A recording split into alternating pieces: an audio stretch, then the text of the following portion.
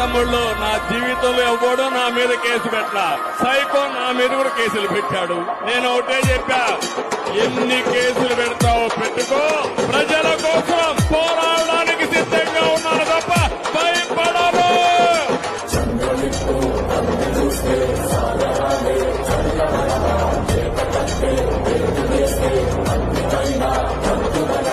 ప్రజల్లో చైతన్యం రాకపోతే ఇలాంటి దుర్మార్గులు రాజకీయం చేస్తారే ఉంటారు. వీళ్ళు ఈ రోజు మీరు ఒక్కసారి చూడండి, ఎక్కడైనా పెట్టుబడులు ₹1 వచ్చాయా తమ్ముడు?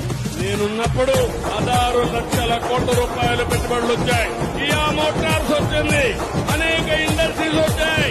ఈ రోజు ఏమైనా వస్తా ఉందా?